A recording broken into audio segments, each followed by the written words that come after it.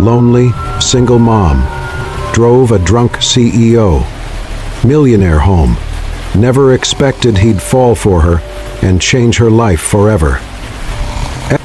The rain had been falling steadily all night, turning the streets into rivers of blurry headlights. Jennifer Grant tightened her grip on the steering wheel, her hands aching from hours of driving. Midnight had passed, but her shift wasn't quite over. Rent was still looming, and there was milk to buy for the morning. She checked the app. One last ride wouldn't hurt. Her request pinged.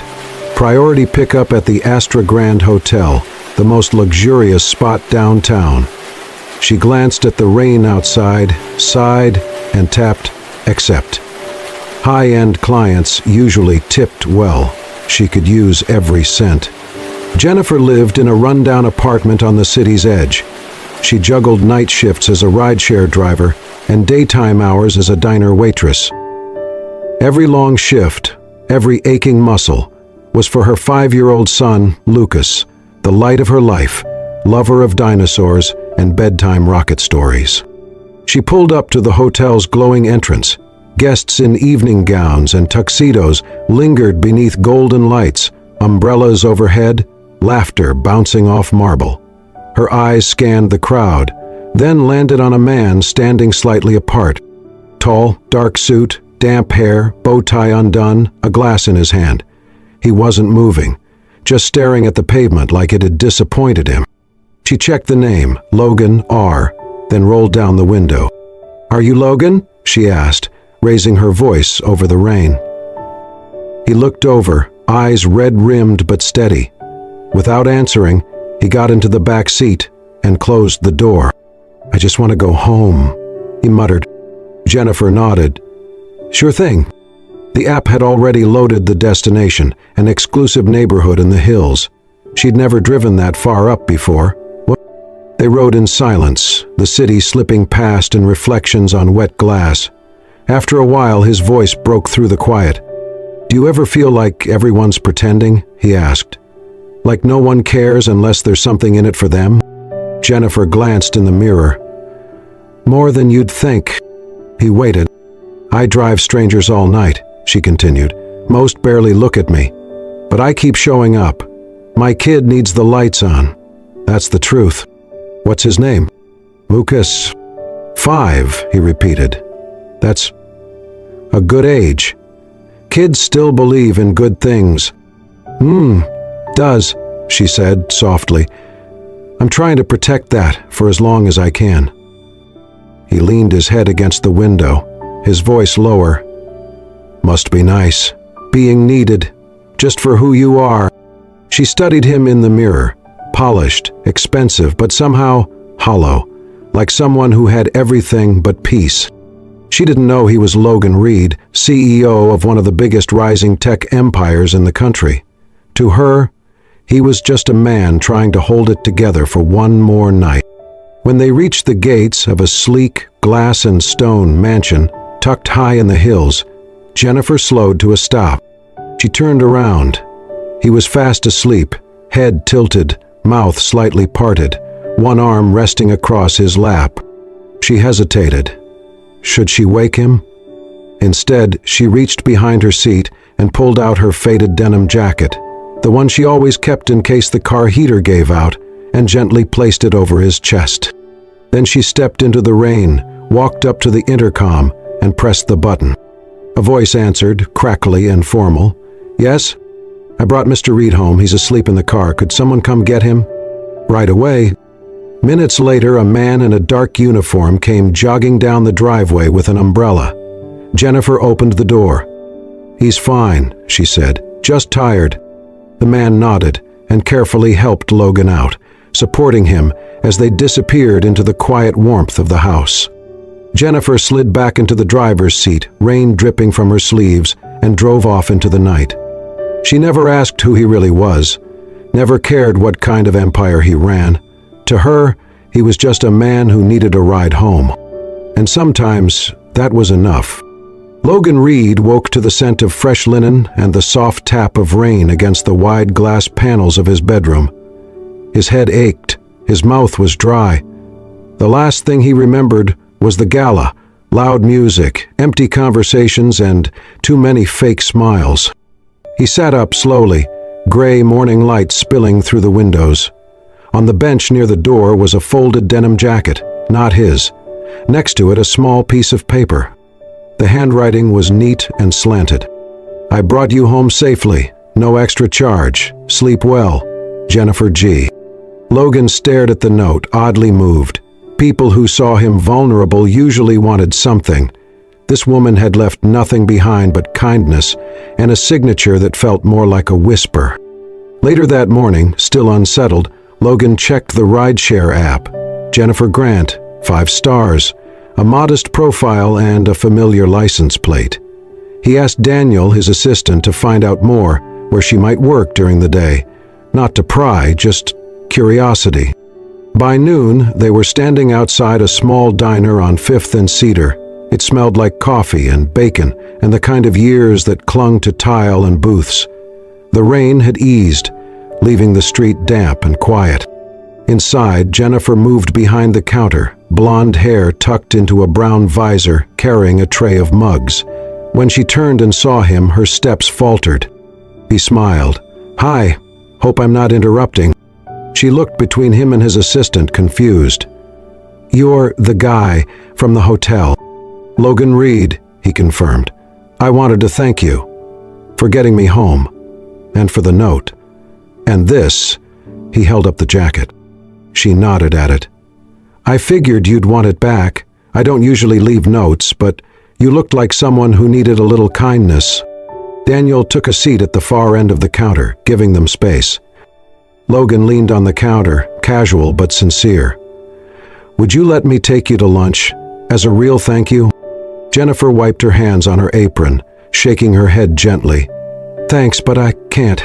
I have to pick up my son from school at 1. He checked his watch. "It's only 11:30. I still need to finish my shift, get home, change, and cross town, and they're strict about pickup times." She wasn't apologizing. She was just explaining. Clear, honest, and without the usual attempts to please. "You're turning down lunch with a millionaire tech CEO to pick up a 5-year-old, he asked, half smiling. "I'd turn down lunch with the president if it meant being late for Lucas." Logan laughed, really laughed, not the polite kind he gave in boardrooms. Something real. "Well," he said, standing straight again, "that's rare. Most people would have pretended to consider it." "I don't have the luxury of pretending," she said simply. "Not when it comes to him." He looked at her differently then. Not the uniform, not the diner, just her. The woman who had driven him home, asked for nothing, and still looked at him like he was just another man, not someone to impress, not someone to chase. "You're not like the others I've known," he said quietly. Jennifer gave a small, almost amused smile. "That's probably a good thing." He nodded once, then turned toward the door, the jacket still folded in his hand. "I'll bring this back another time," he said. She didn't stop him. But she watched him go, and even after the door closed, she stayed where she was for a long moment, still holding a tray, still in her apron, but changed somehow. Like something unexpected had just stepped through her life and quietly asked to be remembered. From that night on, Logan Reed started requesting rides more often than necessary, not for meetings or events, just for the chance that she might be the one to pick him up. More often than not, she did. Jennifer Grant never questioned it. She simply showed up, asked where he was headed, and drove. Sometimes they went across town, sometimes just around the block. Logan never explained, and she never asked. In the quiet of those rides, something began to form between them. Not attraction, not yet, but a kind of understanding. Two people from different worlds, sharing a space where no one was pretending. One rainy evening, Jennifer shared her story, her voice calm and unembellished. "Left when I was 7 months pregnant," she said at a red light. "Said he couldn't do it. Said he wasn't ready to be a dad. I came home from work and half the apartment was gone." Logan turned his head. "You were still working that far along?" She shrugged. I had to. Rent doesn't care if your heart's broken. He was quiet. What about your family? My mom passed when I was 17. Never knew my dad. An aunt in Michigan, but we haven't talked in years. It's just me and Lucas now. Logan nodded. That's a lot. Jennifer gave a small smile. You get used to it. You learn how to stretch $30.00 across a week, and you pray your kid doesn't notice when you cry in the bathroom after bedtime. He didn't respond. He just listened. Another day, Jennifer asked with a half smile, So what about you, Mr. CEO?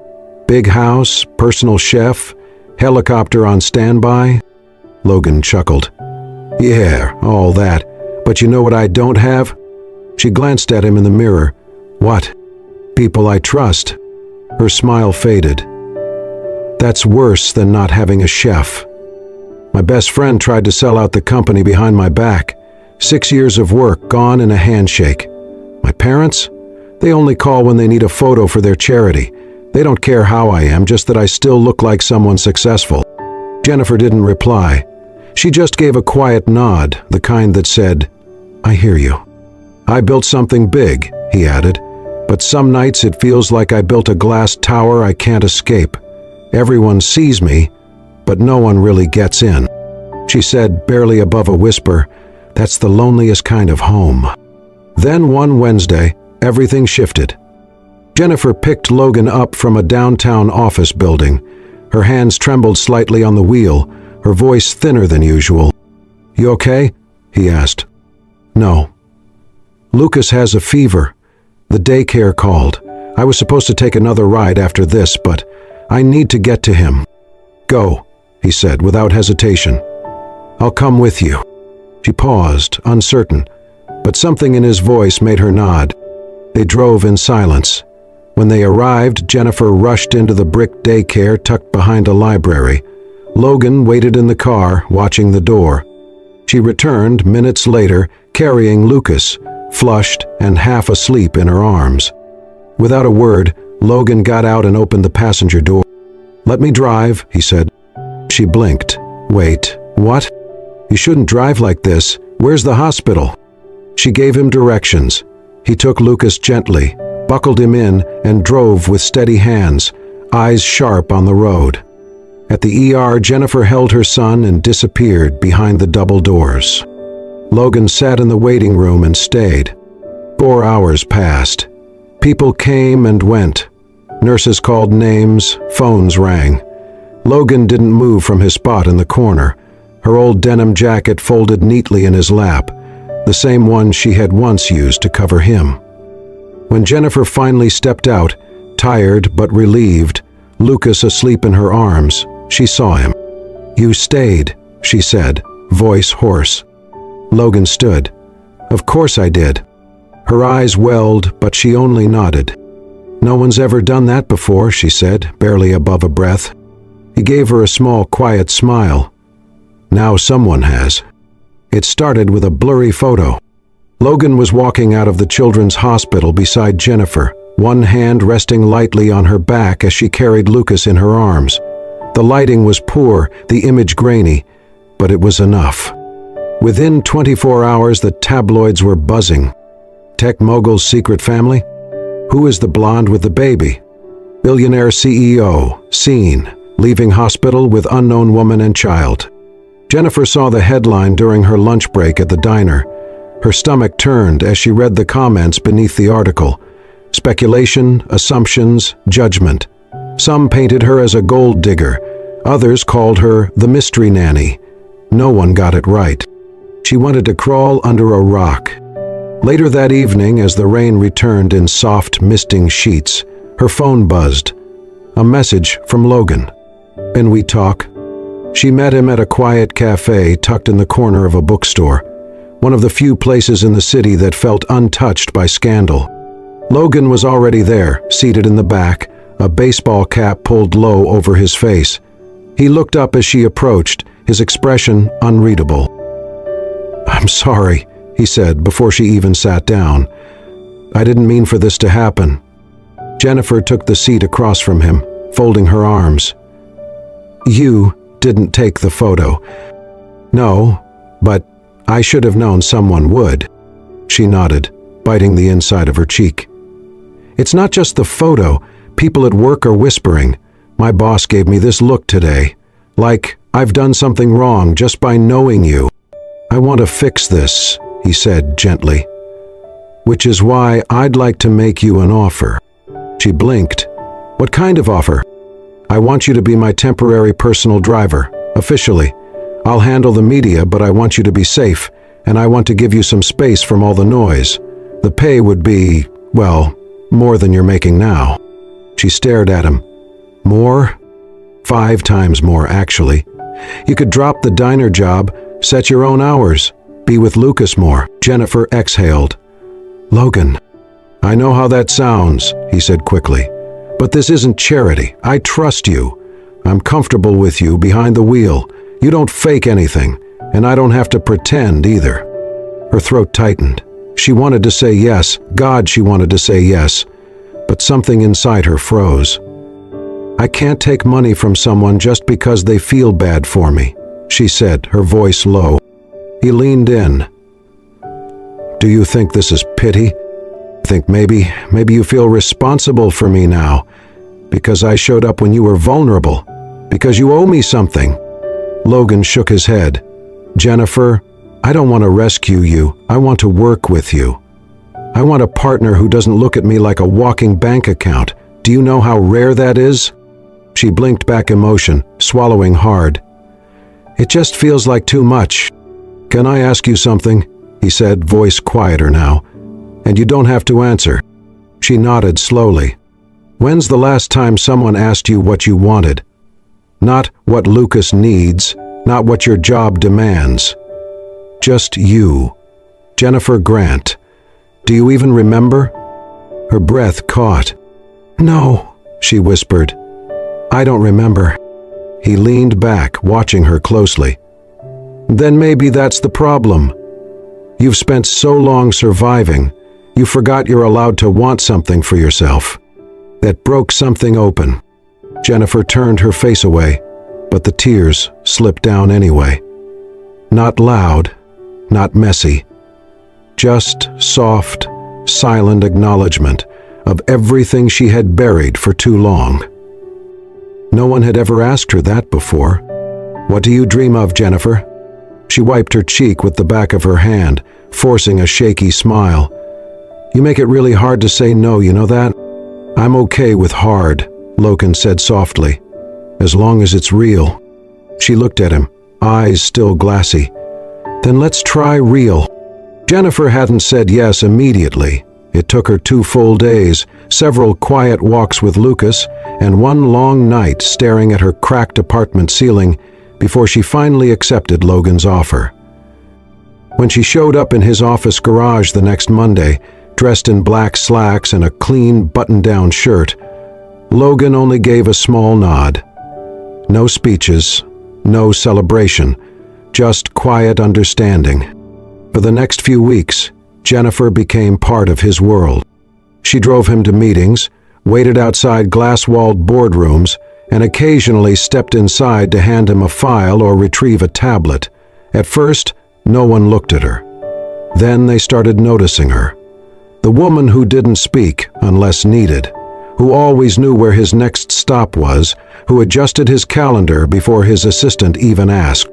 More than once, she surprised Logan with her observations, how she noticed a junior executive who kept showing up uninvited, or how one investor always checked his phone when certain numbers were discussed.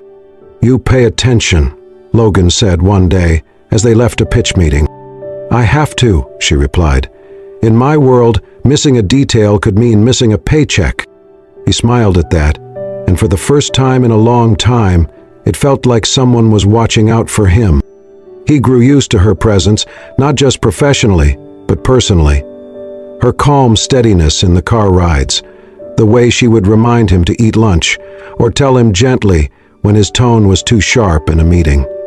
She never flattered, never tiptoed, and he started to realize how much he had come to rely on her honesty. But comfort can make people careless. One Thursday morning, they arrived at a high-stakes partnership meeting at a luxury hotel downtown. The room was full of polished executives, including a new potential investor from overseas. Jennifer stood just outside the conference room door, organizing files in the hallway. She heard them laughing, not cruelly, just carelessly, like people do when they assume the help is out of earshot. And then she heard it. "So, Logan," one of the men chuckled, "is the blonde assistant your latest innovation, mixing business with pleasure now?" Another voice joined in. "If that's your idea of branding, I'd say it's working." Laughter followed. Jennifer froze. Her hands clenched around the folder. She waited until the meeting ended. She did not speak to Logan on the way out. She didn't mention the comment, didn't ask for clarification. She simply dropped him off at his office tower, nodded once, and drove away. That night she did not show up at the usual time. The following morning, Logan's calls went unanswered. His texts remained unread. By the second day, he contacted the rideshare platform and confirmed what he already suspected. Jennifer had resigned. No goodbye, no explanation. At first he was confused. Then he was angry, at himself. He replayed every moment in his head, searching for what he missed, and when his assistant casually mentioned the joke made during the investor meeting, Logan's stomach dropped. He knew, immediately, that was it. She thought she was just another passing interest, a curiosity, a temporary fixture in a world that never took her seriously. But she was wrong. And now she was gone. Logan sat in his car in the middle of the city, surrounded by everything money could buy, and for the first time in years, he felt completely, utterly powerless. Because the one person who never wanted anything from him was the only one he couldn't convince to stay. And for the first time, he realized this wasn't just about her being his driver, or his assistant, or his friend. Jennifer had become something more. And now she was just gone. The morning Logan showed up at Jennifer's apartment, the sky was overcast and heavy, like it knew the conversation ahead would not be easy. He had never been to this part of town, not unless it was for a photo op or charity event he barely stayed for. The building was old, cracked sidewalks, peeling paint, faded numbers on the doors. He knocked twice. Jennifer opened the door just enough to see him, then leaned against the frame. She didn't invite him in. "Logan," she said, her voice cool. "What are you doing here?" "I needed to see you," he said. "You left without saying anything." She folded her arms. "What would you have wanted me to say?" "I'm sorry. About the meeting. About what they said." Jennifer shook her head. "I didn't leave because of what they said. I left because of what you didn't." He looked down. "I didn't hear it in time. If I had, I didn't need you to defend me," she cut in. "I just needed to know I mattered to you, outside of your schedule." Silence. "I've spent too long being someone's afterthought, Logan," she said, softer now. "Someone's pity project. I've fought hard to stand on my own. I don't need rescuing." He nodded slowly. "I didn't come to rescue you.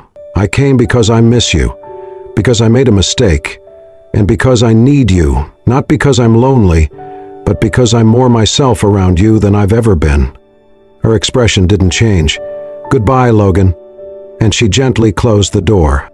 2 days later, she found a letter slipped under the door. Folded inside a plain envelope, it sat on the kitchen counter untouched while she made breakfast. Lucas sat at the table in his pajamas, coloring dinosaurs. Jennifer didn't read the letter right away. She poured cereal, fed the cat, picked up a stray sock. But by the time Lucas was napping, she sat on the couch and opened it. "Dear Jennifer, I don't know if you'll read this. Maybe you'll throw it away.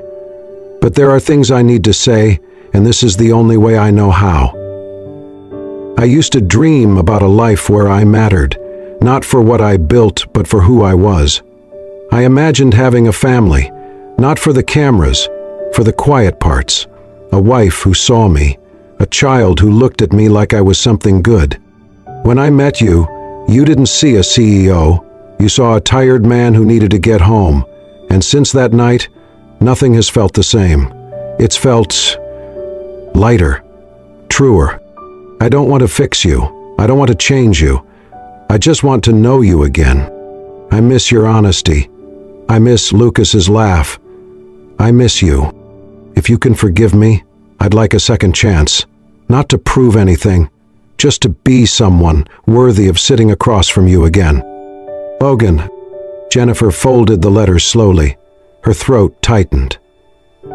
She left it on the counter. Later that day, Lucas wandered by, rubbing his eyes after his nap. He pointed at the letter. "Did you write that?" She shook her head. "Logan did." Lucas stared at it for a moment. Then, with the quiet wisdom only a child could have, he asked, "Why don't you give him a chance, like you do when I mess up?" Jennifer blinked. "What do you mean?" "You always say people deserve another chance if they mean it." She didn't answer. She just pulled him into her arms and held him close. That night, after he'd gone to bed, she picked up her phone. Her message was short. "Let's talk soon." There was never a formal conversation about what they were. No labels, no titles. It just happened. After Jennifer's message, they met at a small cafe near her apartment. No cameras, no pressure, just two people sharing quiet air. From then on, they spent more time together. Real time. Logan stopped sending a driver. Instead, he'd show up himself, often with 2 coffees in hand and that soft, unsure smile that never fully settled, until Lucas ran to greet him with a shout of "Logan!" They went to the park on Sundays. Lucas brought his dinosaurs, Jennifer brought a book she rarely opened. Logan brought juice boxes and the kind of patience that only grows when someone's learning how to love a child for the first time. One Saturday morning, Jennifer walked into the kitchen to find Logan at the stove, sleeves rolled up, flipping something misshapen in a pan. "What are you doing?" she asked, arms crossed, trying not to laugh. "Trying to impress your son," he said. He said his pancakes usually have eyes and legs.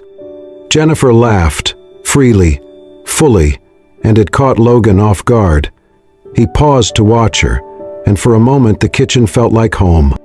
She joined him, showing him how to add blueberries and banana slices, and though the pancakes weren't perfect, Lucas declared them the best space pancakes in the galaxy. They never talked about love, but it was everywhere. In the way Logan helped Lucas with his shoelaces, how Jennifer saved him the crispiest corner of the lasagna, how he stayed later each time and never needed a reason to return. When Logan's birthday approached, Jennifer asked what he wanted. "I don't celebrate," he said. "Why not?" Always been boardroom lunches or media events. People come because they're supposed to, not because they want to. She didn't argue. But on the evening of his birthday, he walked into her apartment to find paper streamers across the ceiling, a paper crown on the table, and a small, slightly lopsided chocolate cake with one crooked candle. Lucas wore a party hat and beamed. Jennifer stood in the kitchen. "Lucas insisted," she said, drying her hands on a towel. Logan stared at the cake for a long time before whispering, "No one's ever done this for me." Jennifer smiled. "It's not much. It's everything." That night, he didn't go home. They didn't cross any lines. They just fell asleep on the couch. Lucas curled between them, the apartment filled with the quiet scent of cake and something warmer. A few weeks later, Logan invited Jennifer to the launch event for his company's newest tech branch, a high-profile affair in the heart of the city. Jennifer hesitated. "Are you sure you want me there? I don't exactly blend in." Logan answered, "That's why I want you there. You remind me why I started this." She wore a simple navy mule dress, nothing extravagant. Her hair fell loose around her shoulders. At the entrance, Logan met her, offered his arm, and walked her inside, not as a date or an accessory, but as a choice. And maybe, finally, she believed she belonged. They didn't kiss, didn't hold hands, but the way he stood beside her made a statement. This is the person who matters. The media took notice. Within hours, headlines appeared. Logan Reed's mystery date stuns at launch. Who is the woman beside the Wall Street Ice King?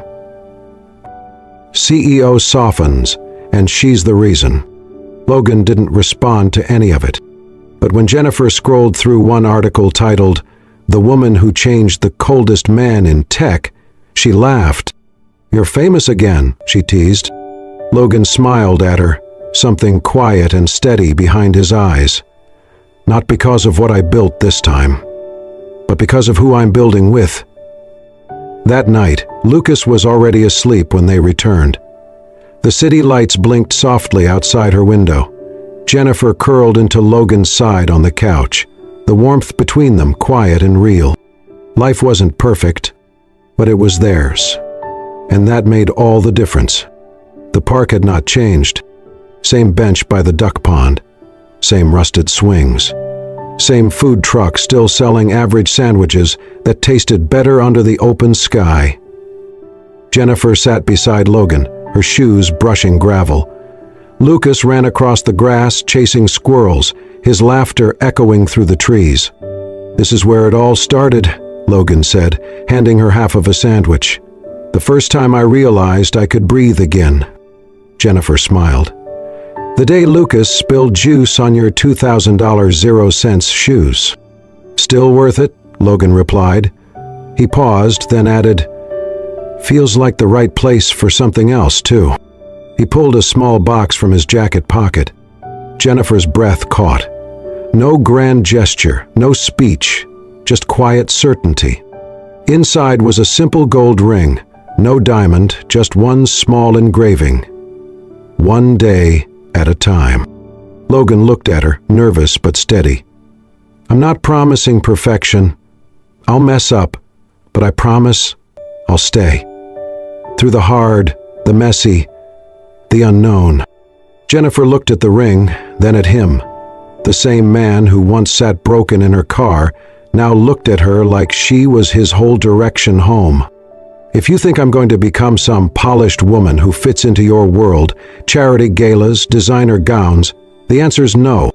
I don't," he said. "But if you want something real, something we build from scratch, one burnt pancake at a time, then yes." Logan let out a shaky laugh and slipped the ring on her finger. He kissed her hand. Lucas ran over, cheeks flushed. "Are we going home now?" Jennifer looked at Logan, then back at her son. "Yeah," she said, "we are." The wedding was quiet. Held in the backyard of Logan's new house, not huge, but warm. Only 20 guests came, a few co-workers, Jennifer's neighbor, and Lucas's favorite daycare teachers. There were fairy lights in the trees, cupcakes instead of a cake. Lucas carried the rings in his tiny hands. Jennifer wore a thrifted dress she had sewn herself. Logan wore no tie. What people noticed most was Logan's mother, elegant and reserved, crying silently as her son read his vows, hand trembling in Jennifer's. "I've made money," Logan said, "but this is the first time I've made something real." Later, on the rooftop of their new home, the city lights flickered below. Logan sat with Jennifer beside him, Lucas between them, wrapped in a starry fleece blanket. The sky above was wide and quiet. Jennifer rested her head on his shoulder. "You happy?" Logan exhaled. "I used to think I needed someone who made me sharper, someone who'd push me to be more, do more." He looked at Lucas, already drifting off to sleep. "But what I really needed," he whispered, "was someone who made me want to be the kind of man this little boy could call Dad." Jennifer reached for his hand. No words, just warmth. And beneath the stars, in the hush of a life they built together, Logan knew he was finally home. Sometimes love finds us in the quietest, most unexpected moments. If Jennifer and Logan's journey moved you, reminded you of hope, or simply warmed your heart, Please subscribe to Soul Stirring Stories and tap that height button to support our channel. Your support helps us keep telling real, emotional stories that touch the soul and remind us what truly matters. Thank you for being here. We'll see you in the next story.